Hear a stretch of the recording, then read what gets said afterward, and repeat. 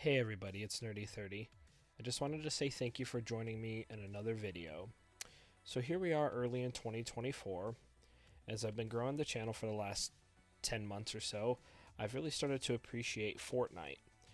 But due to the spirit of the channel being kind of a budget-oriented channel, it got me thinking, can Fortnite be played on the minimum system requirements?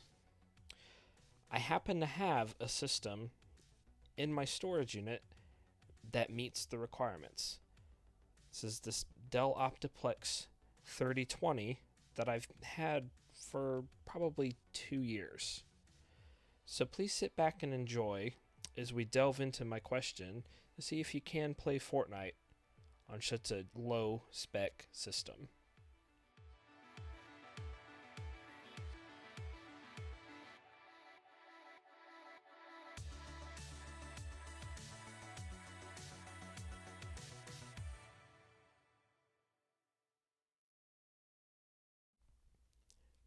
So starting out, as usual, I'm using systemlabrequirements.com.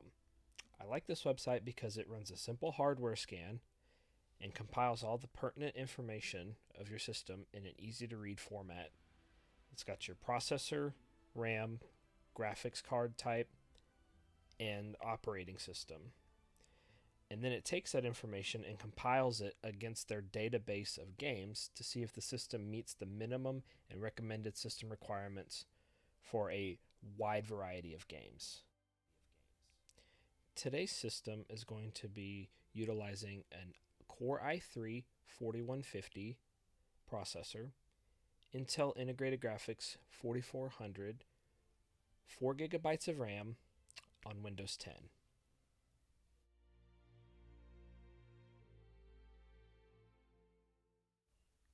As you can see, according to systemlabrequirements.com, the hardware specifications of this system meet the minimum requirements of Fortnite.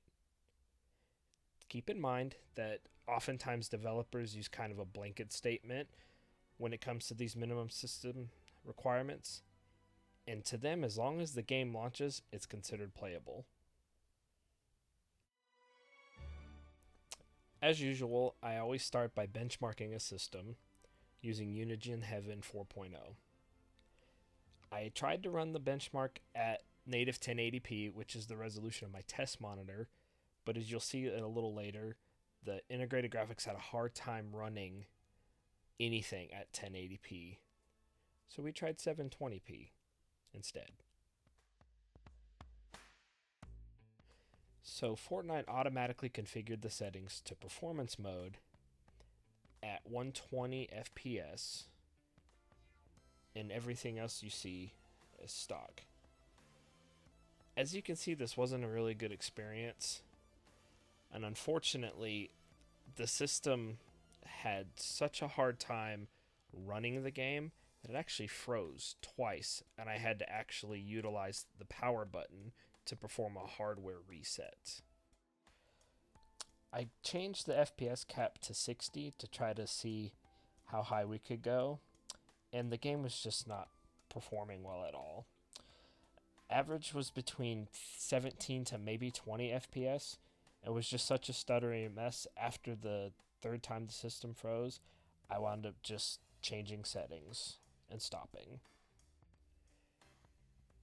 Here we see the task manager shows the system using 93% system memory to run Fortnite and Windows 10 at the same time. Unfortunately, I had to up the system RAM to 8 gigabytes in order to even get the game to play.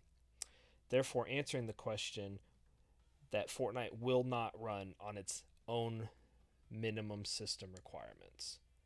For this next match, we capped the FPS at 30, changed the view distance to medium, and left everything else the same as before. Now, the game loading in was way smoother than it was the first time around, but there's a lot of stuttering, which is typical of Fortnite when you're loading into your first or second game in a new session. Once we hit the ground and some of the textures had kind of rendered in, I was bumping up against that 30 FPS cap, 27 to 30 FPS, pretty consistently once everything had loaded. What I hope that this video captures is the spirit of my channel, where budget hardware can still play and perform. With this second round, what I want you to take note of is that we are so close to being playable. This is where something like a dedicated graphics card could be the difference between playing or not playing.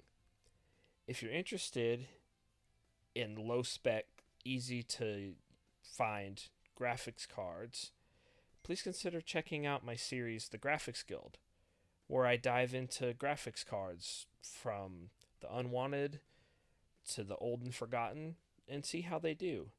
I actually have a couple videos in the series so far where I've tested Fortnite on 1 GB and 2 GB of GDDR3 VRAM cards, and the results were perfectly playable and way better than what you're seeing here. And those cards could be had for under $25 a piece. I'll link the playlist in the description of the video. I wanted to say thank you once again for checking out my video.